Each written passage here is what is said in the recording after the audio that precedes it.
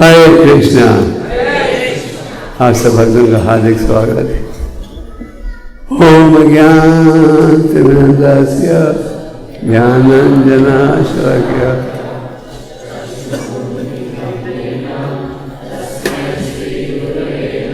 श्रीचैतन्य मनोभीष्टम्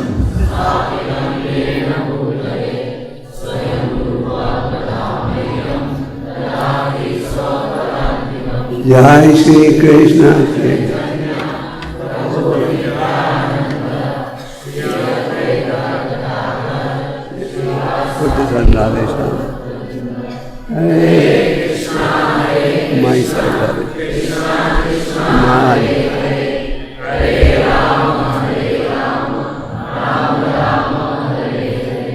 आप सब भक्तों का हार्दिक स्वागत।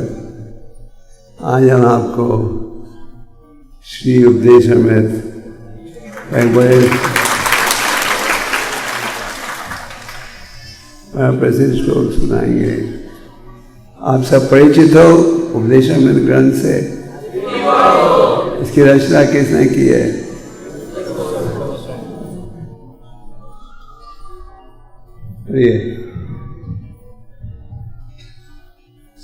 कृष्ण नाम चरितादि सीताप्य विद्या वित्तोपतप्तरसनस्य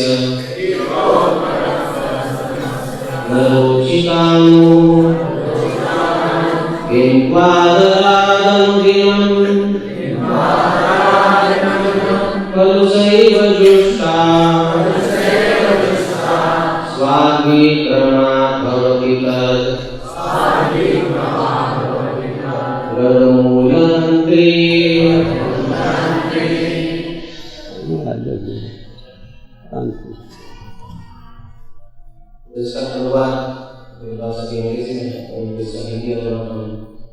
हिंदी किताब लाना भूल गए।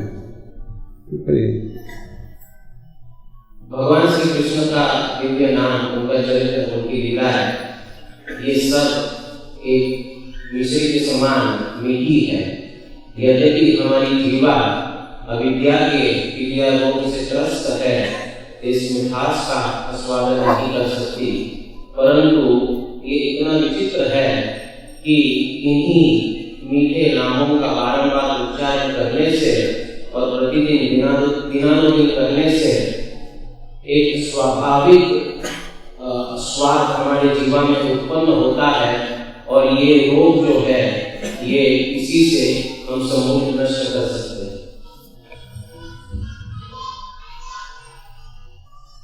ये बड़ा प्रसिद्ध श्लोक है।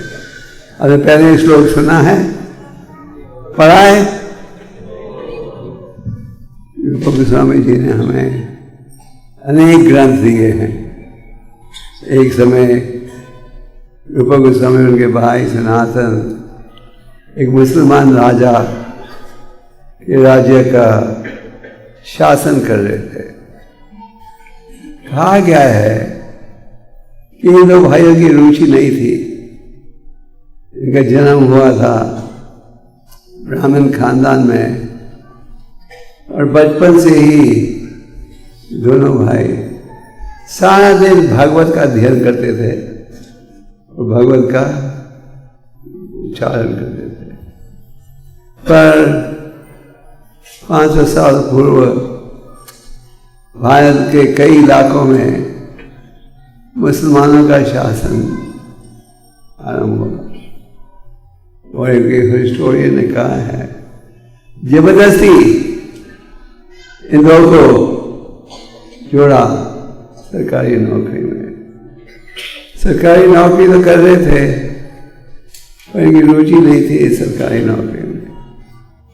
राजा का बड़ा विश्वास था इन दो भाइयों पर। राजा पूरे राज्य की जिम्मेदारी इन दो भाइयों को सौंप रहा था। और आज से 500 साल पहले अमेरिका सबसे धनी देश नहीं था, भारत सबसे धनी देश था। और भारत का बंगाल का इलाका सब भारत में सबसे धनी स्थान माना जाता था। तब अंदाजा लगा सकते हो इनका कितना ऊंचा पद था। और दोनों भाई नौकरी कर रहे थे और मन में कोई और विचार था।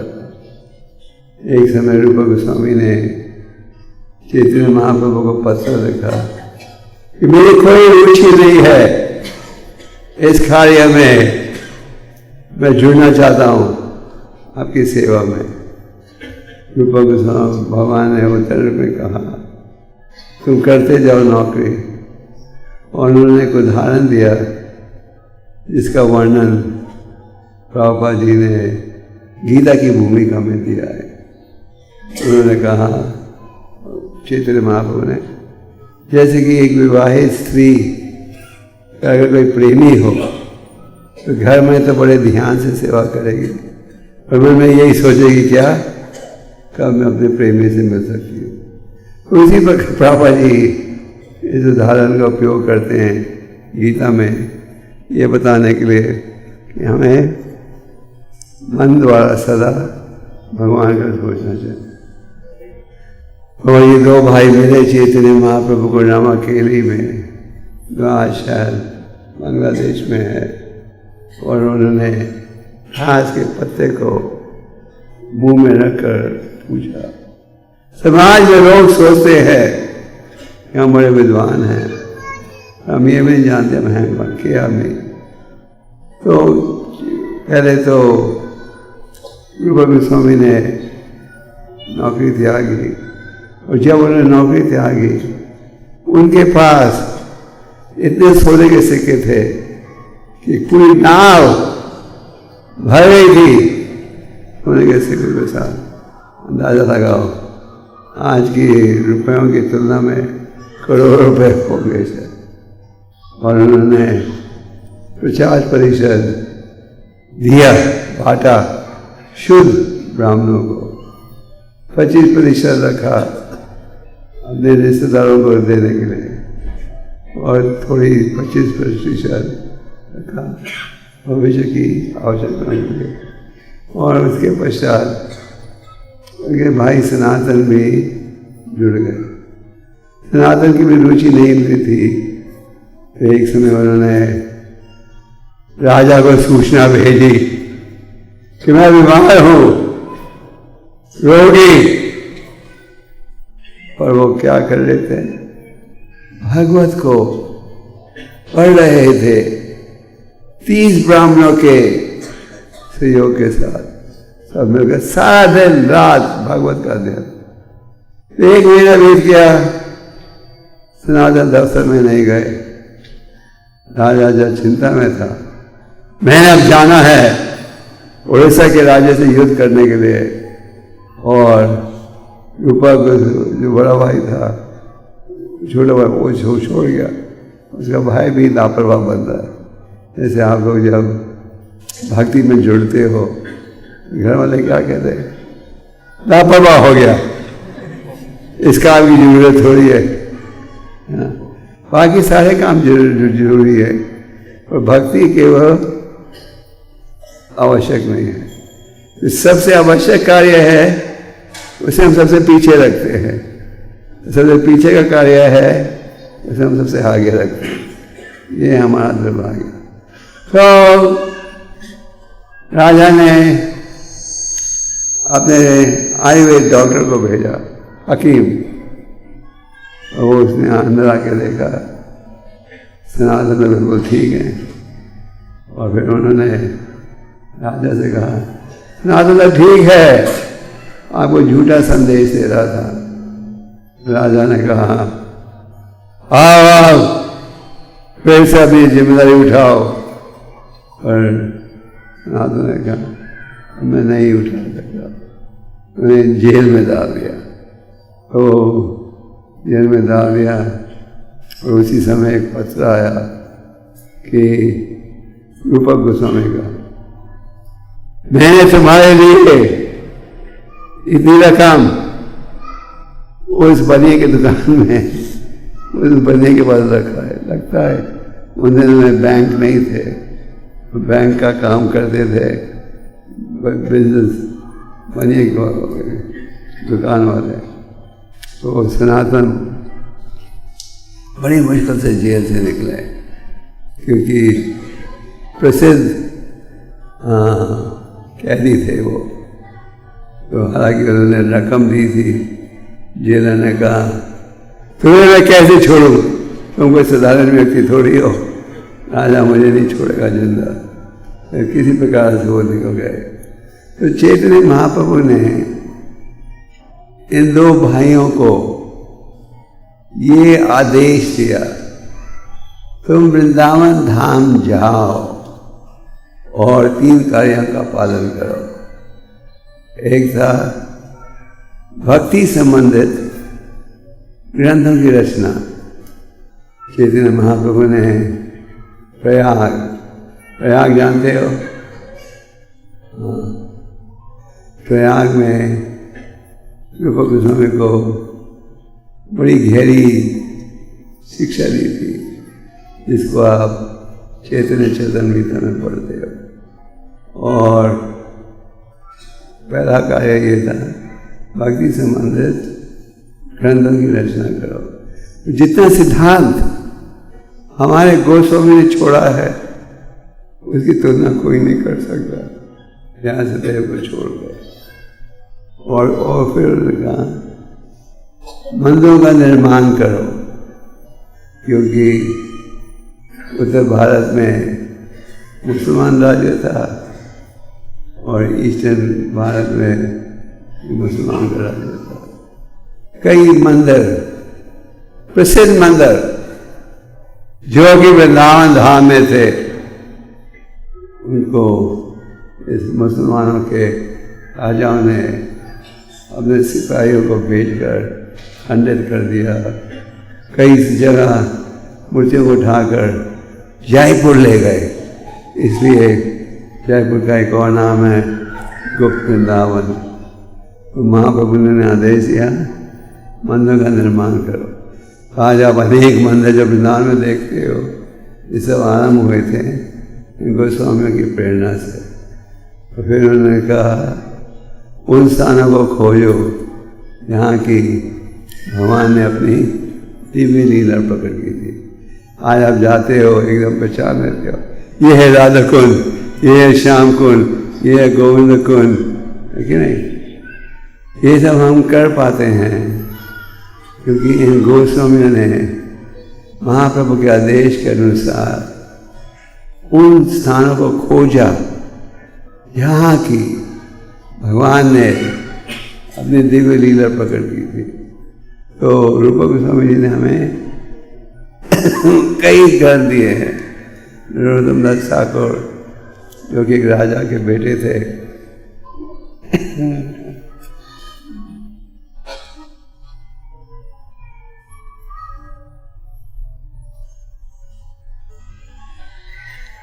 कहते उन्होंने नरोत्तम दास ठाकुर ने अनेक रचनाएं दी हैं। उनके पिता एक राजा थे, उनकी रुचि थी भक्ति में। एक भजन में वो कहते हैं ऊपर रघुनाथा कर दे कई खुदी कवे हमें कब वो सिद्ध लाएगा जब मुझे रूप गोस्वामी के ग्रंथों का अध्ययन करने का मौका मिलेगा। तो श्रील प्रभुपाद ने रूप गोस्वामी के 2 प्रसिद्ध ग्रंथों का अनुवाद किया। एक है भक्ति रसामृत सिंधु, दूसरा है मैं लॉस एंजलिस में था प्रभुपाद के साथ 1971 या 72 में, जबकि ये भक्ति रसामृत सिंधु अंग्रेजी में प्रकाशित हुई थी नेक्ट ऑफ डिवोशन के नाम पर। तो उन दिनों में हमारी किताबें जापान में छपती थी, तो प्रभुपाद थे लॉस एंजलिस में। तो पूरा मंदिर भरा हुआ था और प्रभुपाद जी को advance copy naked of devotion की आई थी। प्रभुपाद जी ने सब भक्तों को दिखाया और कहा this is the law book of the Krishna conscious movement, everyone should study these books. हमारे भक्ति के जो कानून है इन ग्रंथों में है। कानून का क्या मतलब? कानून का मतलब है शिक्षा, जिसके द्वारा हम समझ सकते हैं क्या अनुकूल है क्या प्रतिकूल है। तो श्री उपदेशामृत में सब 11 श्लोक हैं और हर श्लोक का बड़ा गहरा अर्थ है। पहले श्लोक में रूप गोस्वामी कहते हैं वाच वेगम मनस क्रोध वेगम जीव वेगम उदारोपस्थ वेगम। जो व्यक्ति शिष्य बनाना चाहे उसको, या जो आध्यात्मिक क्षेत्र में आगे बढ़ना चाहे उसे मन बुद्धि इन्हीं पर वश रखना है। वाच वेगम, क्या खाते हो, क्या बोलते हो, पर वश होना चाहिए। आगे रूप गोस्वामी कहते हैं किन कार्यों के द्वारा भक्ति नष्ट हो जाती है और किन कार्यों के पालन से भक्ति के मार्ग में अब आगे बढ़ सकते हैं। और आगे तो आज के श्लोक में रूप गोस्वामी क्या कह रहे हैं? वो कह रहे हैं भगवान के जो नाम हैं चीनी जैसे मीठे हैं। आप लोगों को मीठी चीजें अच्छी लगती है? हाँ, सबको? आप लोगों से डायबिटीज नहीं हुई अभी तक? जब डायबिटीज होगी तो मजबूरन बंद करना पड़ेगा। तो हम सबको मीठी चीजों का स्वाद है। वो कहते हैं भगवान के नाम मीठे हैं चीनी जैसे। उसका अर्थ है भगवान के नाम इतने मीठे हैं, मीठी चीज को सब पसंद करते हैं। भगवान के नाम मीठे हैं, हमें निरंतर लेते रहना चाहिए। फिर भगवान का जो चरित्र है, भगवान की जो लीलाएं हैं, भगवान की लीलाओं का ज्ञान भागवतम के 10 स्कंद में आप बड़ी अच्छी तरह प्राप्त करते हो।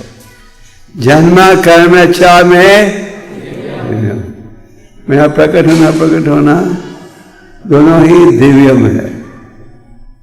हम लोग अखबार पढ़ते हैं, टीवी देखते हैं, रेडियो सुनते हैं, भौतिक चर्चा सुनते रहते हैं क्योंकि हमारी इनमें रुचि है। और जब भगवान की लीलाओं का समय आता है, गीता के संदेश का समय आता है, हमें नींद आ जाती है। सच बात है, क्योंकि हमारी इसमें रुचि नहीं है। भगवान की लीला है बहुत सुंदर है। जैसे कि जब भगवान प्रकट हुए अपने माता पिता के समक्ष, वो प्रकट हुए किस रूप में? 4 हाथों के साथ। पूरा शरीर सजा हुआ था गहनों के साथ।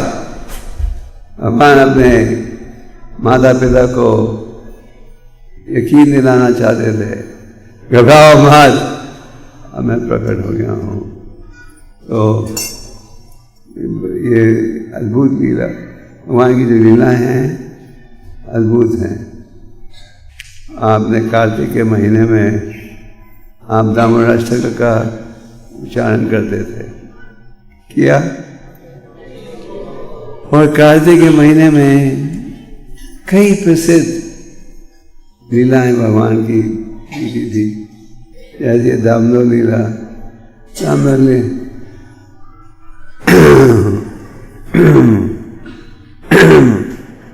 जैसे दामोदर लीला, इसमें आप देखते हो कि यशोदा माता को बकायदा शिकायत आती थी, क्या आपका बेटा जो है हमारे घर में आकर क्या चुराता है?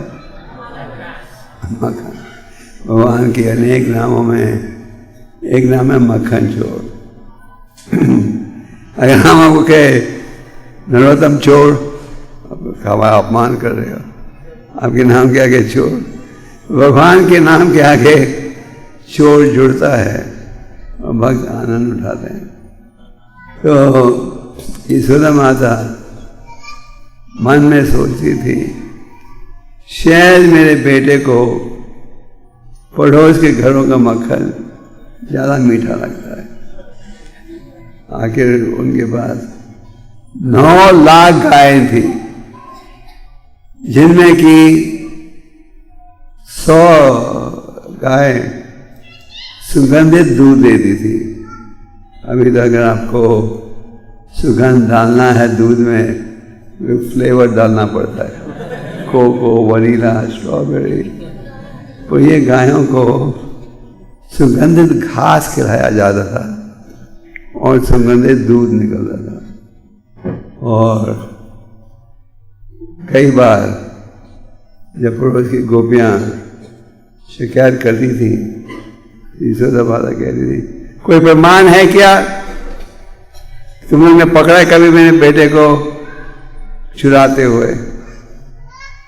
एक समय एक गोपी घर छोड़कर स्नान करने गई थी जमुना में, और घर खाली था। तो भगवान और उनके गोपी का बेटा मक्खन खाने लगे चुरा कर, और जो गोपी थी वो जल्दी लौट आई। उसने भगवान को इंग्लिश में कहते हैं रेड हैंडेड पकड़ लिया। ओ पकड़ लिया तुम्हें, दूध चोरी कर रहे, मक्खन चोरी करते रहे। उन्होंने तुम्हारी माँ हमेशा कहती है कोई प्रमाण है क्या? आज प्रमाण दूंगी। तो भगवान के हाथों को पकड़कर वो ले जा रही थी भगवान के पास। जब भगवान ने बड़े होशियारी से अपना हाथ छुड़ा दिया उनके हाथ से, और वो गोपी के बेटे के हाथ को अपने हाथ की बजाय माँ के हाथ में डाल दिया। फिर जब ये गोपी पहुंची यशोदा माता के घर, तो उसने कहा तुम कहते हो प्रमाण लाओ, अब मैं प्रमाण लाई हूँ। ये देखो थोड़ा बेटी को मैंने पकड़ा मक्खन चुराते रहे। तो माता ने कहा मेरा बेटा तो मक्खन खा रहा है। तो वो हैरान हो गई। तो इसे देखा सचमुच बेटा मक्खन खा रहा है, और उसके हाथ में था बेटे का हाथ। तो भगवान को कभी कोई पकड़ नहीं पाया। तो भगवान की जो अनेक लीलाएं हैं उनको हमें समझने का प्रयास करना चाहिए। तो दामोदर लीला में आप देखते हो कि हालांकि सब रस्सियों को जोड़ दिया था, जब भी ये सब रस्सियों को जोड़कर भी 2 उंगली छोटी निकलती थी। इसके द्वारा हमारे आचार्यों ने कहा है कि एक उंगली का अर्थ है हम प्रयास करेंगे, भगवान की कृपा से उन्हें समझ पाएंगे।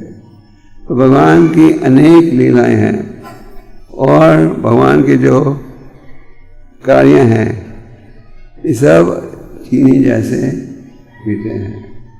भगवान की अनेक लीलाएं हैं। जैसे हमने कहा कि इन लीलाओं को आप प्राप्त करते हो कहाँ? भागवतम के दशकर में। जब पापा जी विदेश में गए, अमेरिका पहुंचने के पश्चात सबसे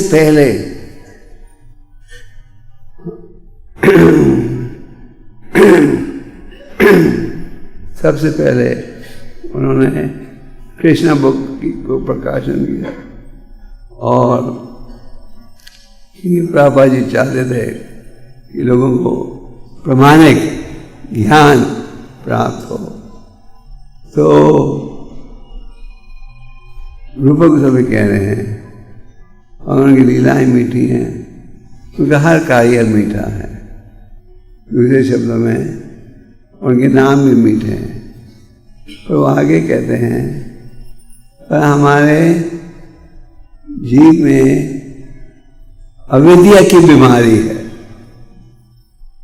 अविद्या की बीमारी का अर्थ है हमारे बुद्धि में काम, क्रोध, लोभ, मोह, मद मत्सर्य का प्रभाव है।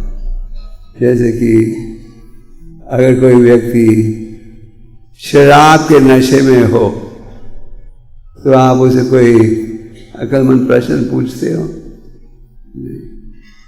अगर आपको बीमारी हो तो आप प्रसाद का टेस्ट अनुभव कर सकते हो? नहीं। तो रूपा गोस्वामी जी कहते हैं हमारे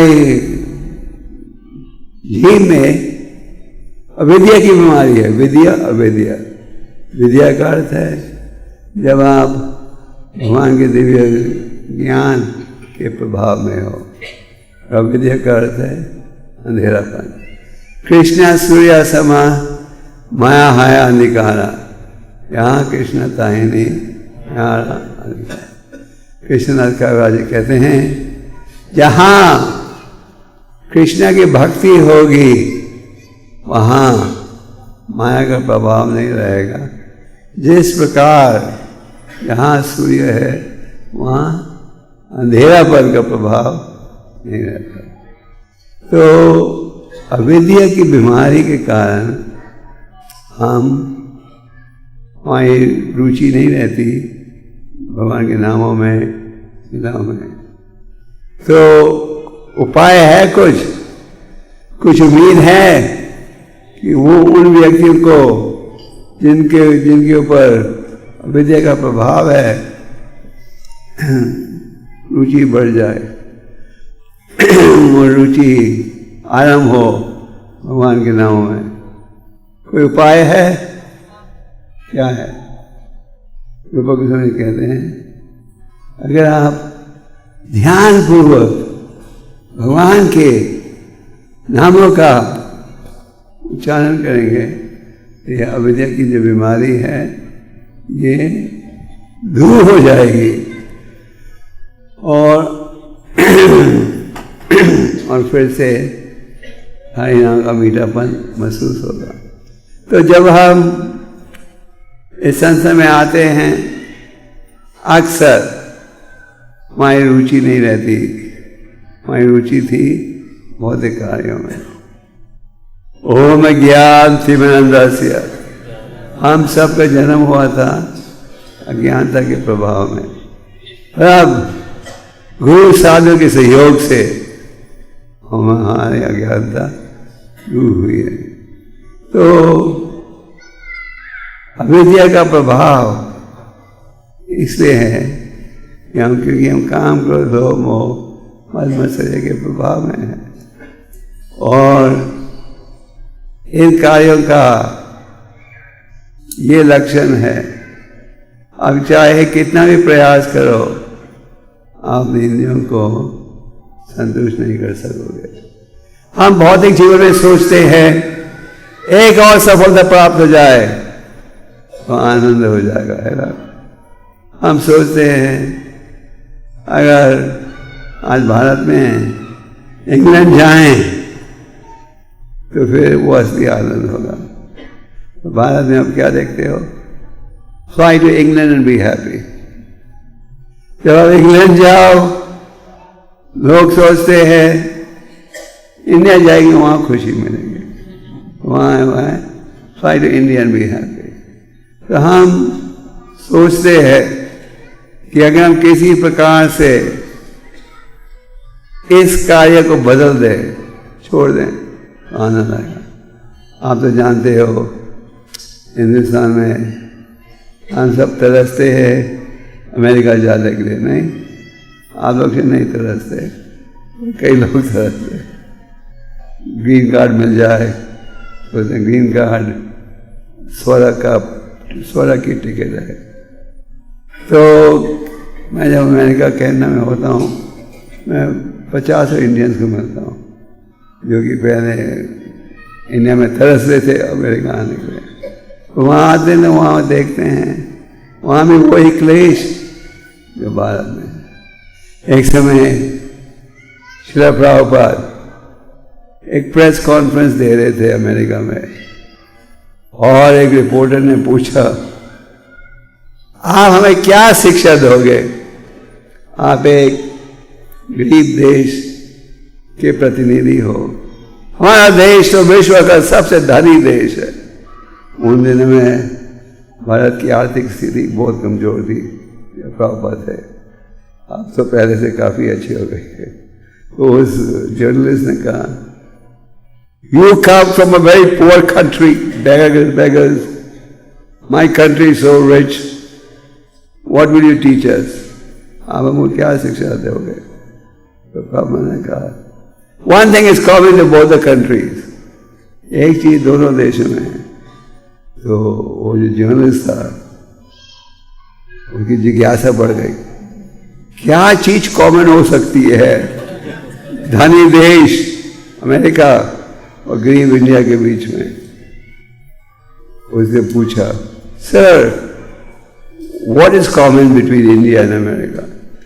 पापा ने कहा, the death rate in both countries is 100%।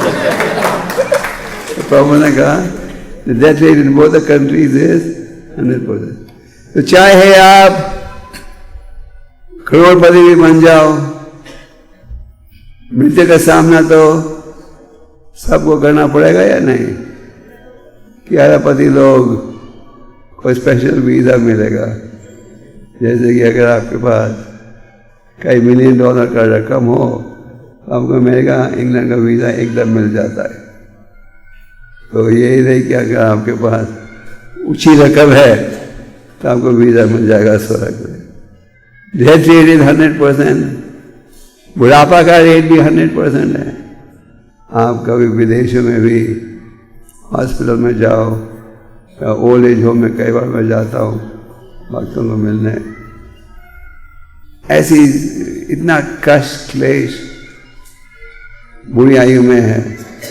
बुढ़ापा पर कोई सादी चीज नहीं है, और हम सबको बुढ़ापे का सामना करना ही पड़ेगा।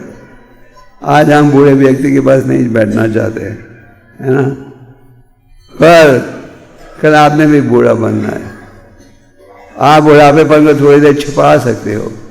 बाल गिर रहे हैं, अभी टेक्नोलॉजी है, गंजे के सिर में बाल डाल देंगे। आज आपके बाल सफेद हो रहे हैं और आप दिखाना नहीं चाहते, बूढ़े हो रहे हो तो रंग कर लो। कलरिंग में चॉइस है, 20 किस्म के अलग रंग हैं। आज आपकी चीख दब रही है उम्र के कारण, तो कॉस्मेटिक सर्जरी करा लो। आजकल पता कौन से डॉक्टर सबसे ज़्यादा पैसा कमाते हैं?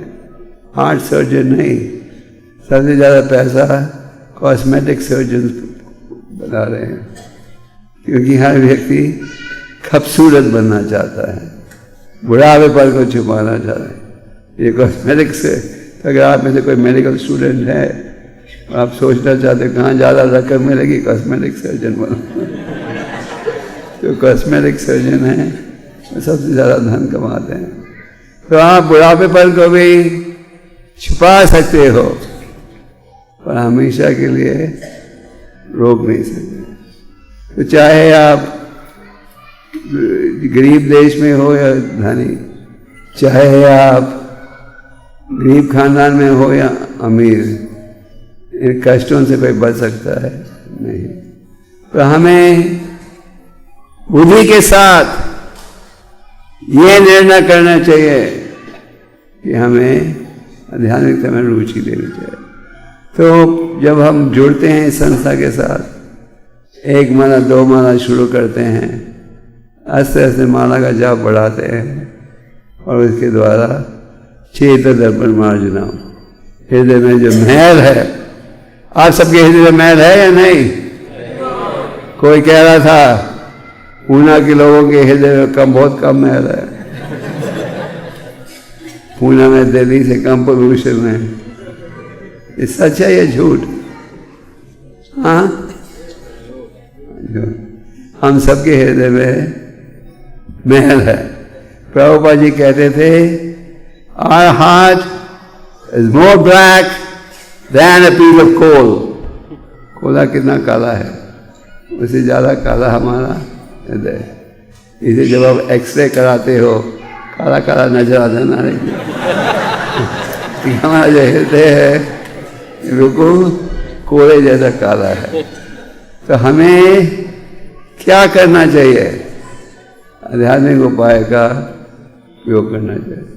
तो चैतन्य महाप्रभु कहते हैं भगवान के जो नाम हैं ये अत्यंत मीठे हैं, और भगवान के नामों का उच्चारण करके एक लाभ ये है कि जो मैल है दूर हो जाएगी। आप सबका अभ्यास होगा कि जब आप बड़े ध्यान से जाप करते हो आपका आध्यात्मिक उत्साह ऊंचा रहता है, नहीं? और अगर आप ध्यान से जाप नहीं करो, 2 दिन जाप नहीं करो, तो आधीपन फिर आ जाता है। जब आप भक्ति की विधियों का पालन करते हो, भगवान खूबसूरत दिखते हैं, राधा वृंदावन चंद्र और राधा कुंज बिहारी, भगवान खूबसूरत दिखते हैं और माया बदसूरत। जब आपकी भक्ति के पालन में कमजोरी आ जाए तो उल्टा हो जाता है, फिर माया खूबसूरत बन जाती है। आपका मन कहता है क्या है जल्दी भक्ति के लिए, समर्पण इतनी जल्दी क्यों करें, और भगवान बदसूरत बन जाते हैं। तो धर्म प्रेमियों, साधु संग में रहोगे तो हरि नाम की महिमा क्या ज्ञान प्राप्त होगा। तो हमारे शास्त्र में कहा गया है कली काले नाम ऊपर कृष्ण अवतार। इस कलयुग में भगवान अवतारित होते हैं, उनके दिव्य नाम है। ज्ञान से अज्ञान से जो व्यक्ति भी महामंत्र का उच्चारण करे उसे उसको लाभ है। एक लाभ है में आगे चैतन्य महाप्रभु ने कहा आनंद बुद्धि वर्धनम। महामंत्र के जाप से इतना लाभ है कि आप असली आनंद अनुभव कर सकोगे। 2 प्रकार के आनंद हैं, असली और नकली। प्रहलाद महाराज कहते हैं नाते विदुम स्वर्ग गते में विष्णु। लोग ये नहीं जानते कि असली आनंद कैसे प्राप्त हो सकता है।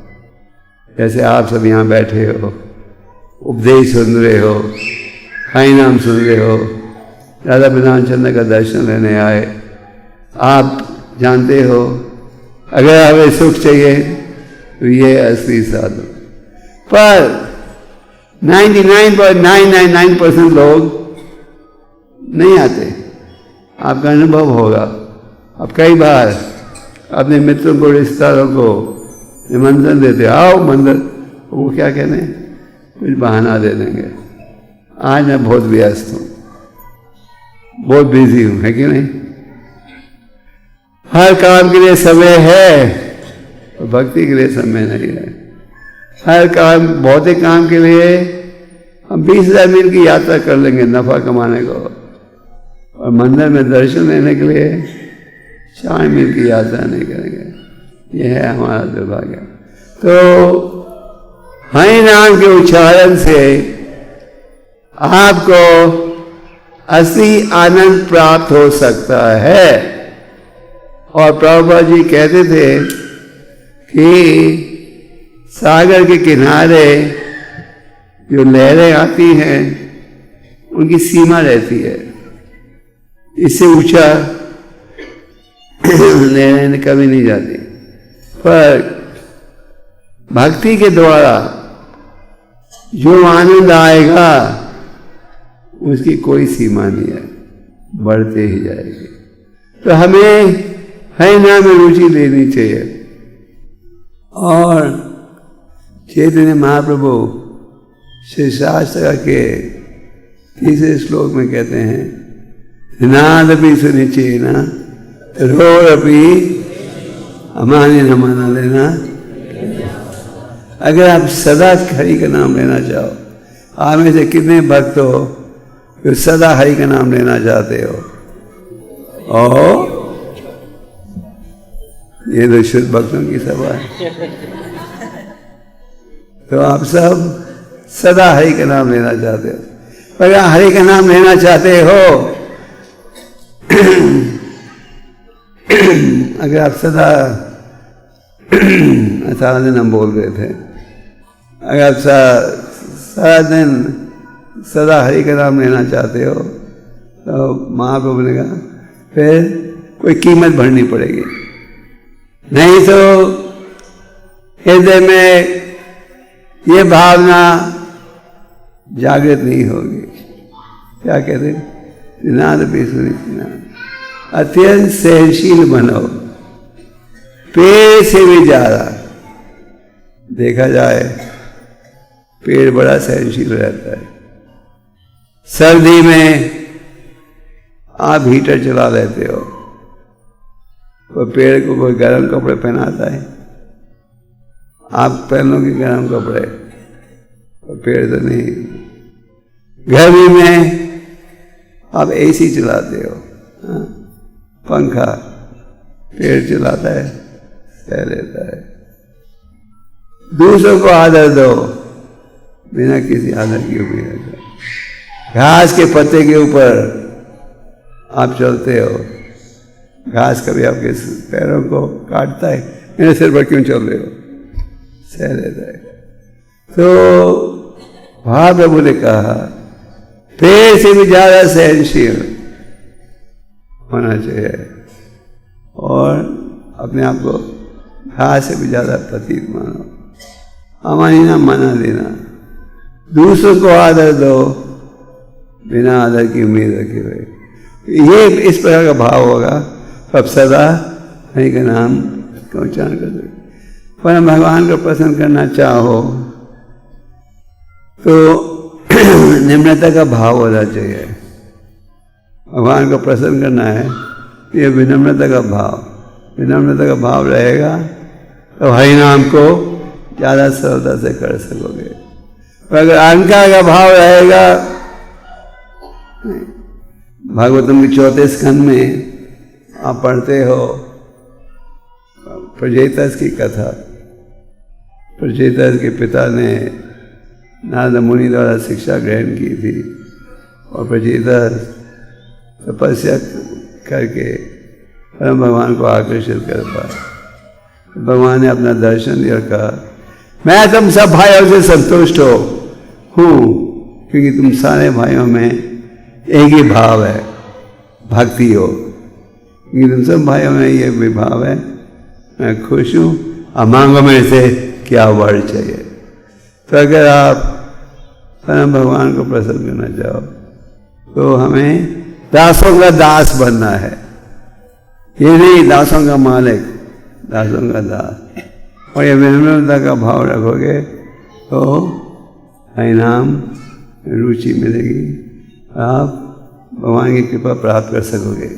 जब चैतन्य महाप्रभु ने देखा महाराज प्रतापरुद्र रथ यात्रा के समय भगवान के रथ को आरंभ करने से पहले पूरे रास्ते को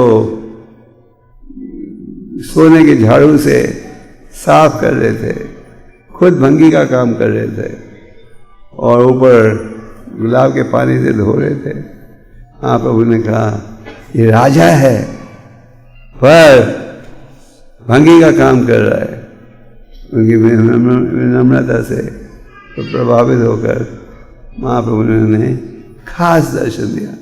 महाप्रभु रथ यात्रा के समय हर रथ के साथ 7 कीर्तन मंडलियों को जोड़ते थे और हर मंडली में उपस्थित थे। हर कीर्तन मंडली के सज्जन भक्त समझते थे ओ महाप्रभु की मेरी मंडली में है, दूसरे की मंडली में नहीं।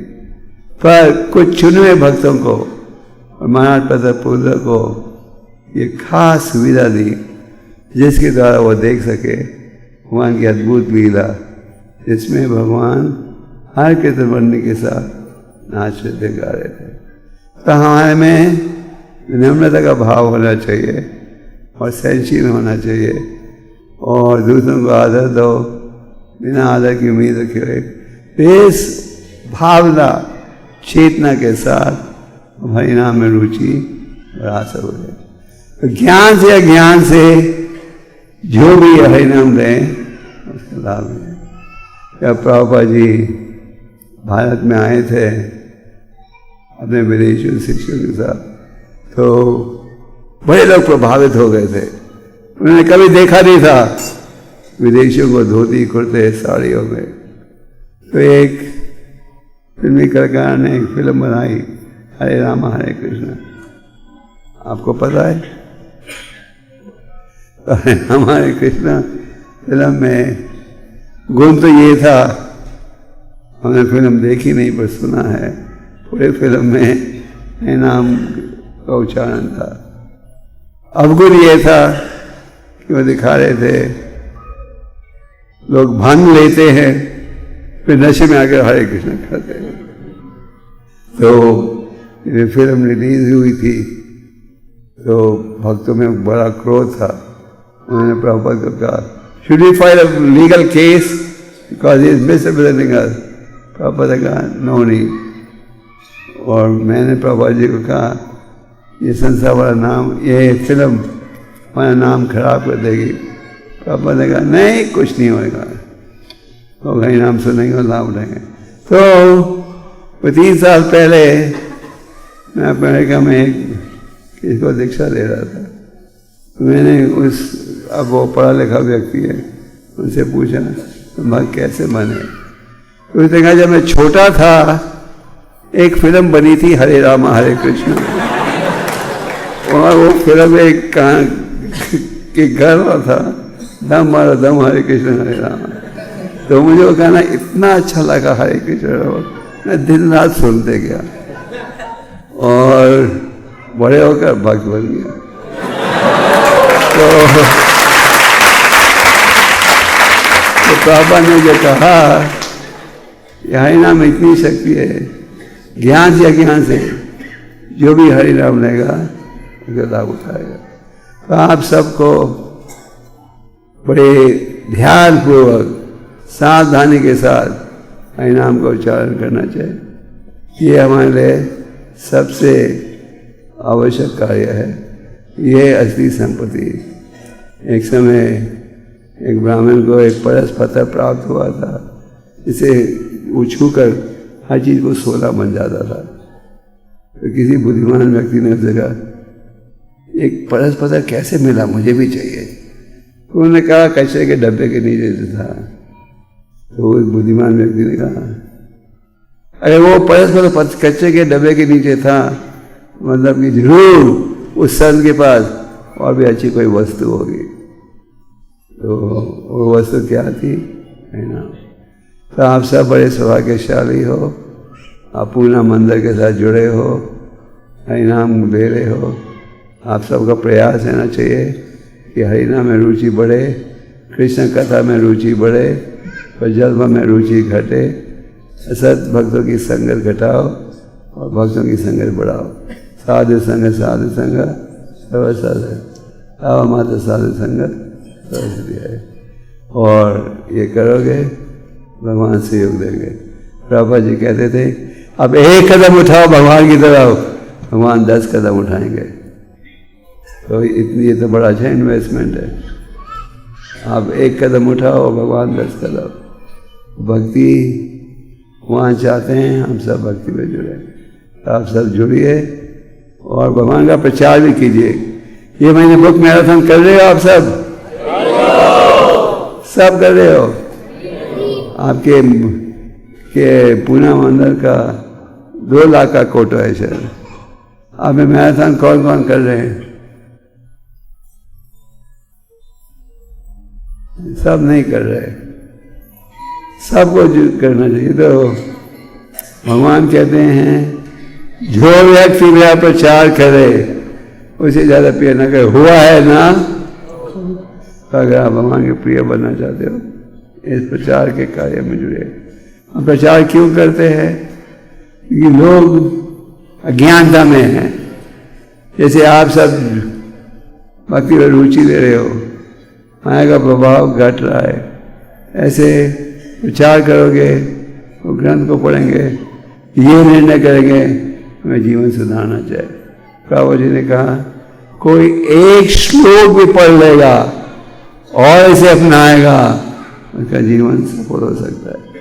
तो जब आप प्रचार करते हो, हमारी तो ये इच्छा रहती है कि लोग लड़कर कहें हमें गीता दो, पहले हमें दो, हमें दो, हमें दो।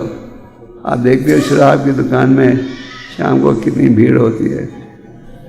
मजदूर सारा दिन नौकरी करते हैं, तो तनख्वाह मिलती है, रात को शराब की बोतल ले लेते हैं। तो हम सोचते हैं कि ऐसी भीड़ होनी चाहिए, वैसी भीड़ नहीं होगी। पर जब आप प्रयास करो, भगवान आपको पूरा क्रेडिट देते हैं। तो ये मैराथन की सेवा बड़ी प्रिय सेवा है। हमारे आचार्यों की इच्छा थी कि हम सब प्रचार में जुड़ें और आप प्रयास करो। इस प्रकार आप सब जुड़े हो भक्ति में, उसी प्रकार हमारा प्रयास रहना चाहिए हम दूसरों को भी जुड़ें। पिछले साल आप में कितने भक्तों ने प्रयास मैराथन की सेवा में जुड़े थे पिछले साल? ये साल आप सब जुड़िए। प्रभा जी कहते थे डबल इट, हर साल हमें दुगना ग्रंथों को बांटना चाहिए। तो पिछले साल भी आपने लगभग 2 लाख ही किया था, है ना? थोड़ा कम था कि लास्ट ईयर, पिछले साल 1,80,000 किया था। आप सब बांटिए और हरिनाम में रुचि बढ़ाइए, जीवन को सफल बनाइए। हरे कृष्णा।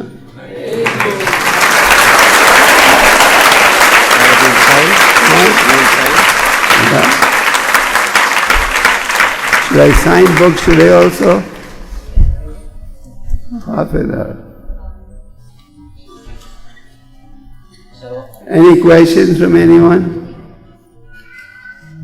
Any questions? कोई क्वेश्चन है?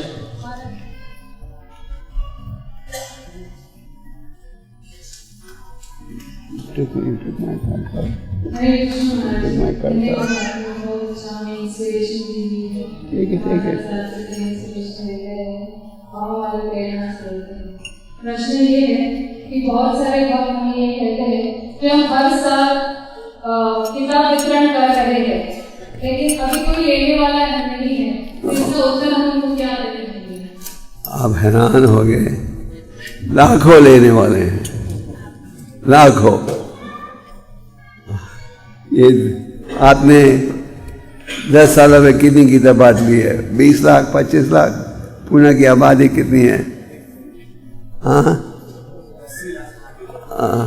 और पुणे जैसे शहर में ट्रांसिट पॉपुलेशन भी है, लोग आते हैं जाते हैं, आते हैं जाते हैं। पुणे में तो आप 10,000 साल तक किताबों को वहाँ बांट सकते हो।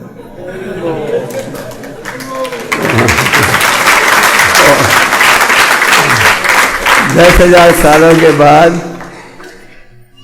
आपको प्रचार करना नहीं पड़ेगा, क्योंकि माया का इतना तेज प्रभाव रहेगा, भगवान का नाम लोगे तो गोली मार देंगे। तो सिर्फ 10,000 साल और ये संकीर्तन करना है। ओके, हम सबको लगता है हमने सारे कॉन्टैक्ट एग्जॉस्ट कर दिए, किसके पास जाए? अब बुद्धि लगाओगे तो कोई ना कोई साधन मिलेगा। Yes, more question? Yes, quickly. Louder. अपराध से प्रयास करो। God helps those who will help themselves. So if we try sincerely, Krishna will guide us. Okay. Yes.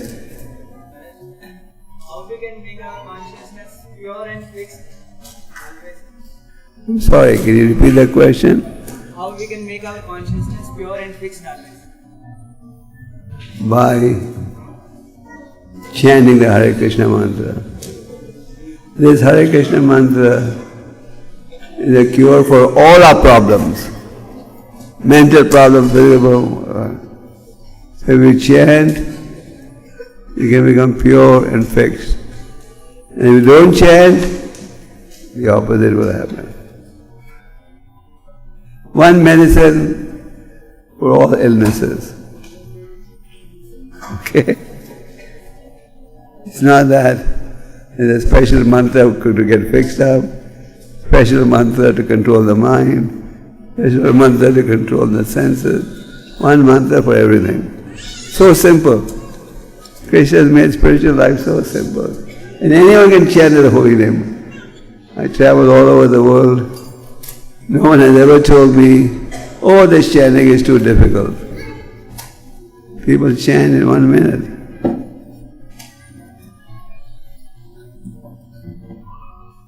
Or by impression.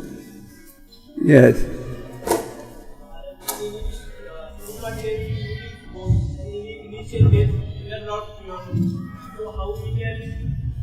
I'm sorry. What is that? Maharaj, Prabhupada tells purity goes, and in the initial days you are not pure than it. So how we can distribute foods? When you distribute books, by doing that activity, you are becoming pure. When you chant Hare Krishna, you are attempting to become pure. The fact that you are here means you want to get purified. Otherwise, why would you come here? We're not bribing you. If you go to a Christian conversion camp, they'll bribe you. But we're not bribing. But you're coming on your own. Why? Because you can feel the benefit. So we become pure, and book distribution, preaching, makes you pure very fast. Okay. सब जुड़ोगे marathon में? Hare Krishna.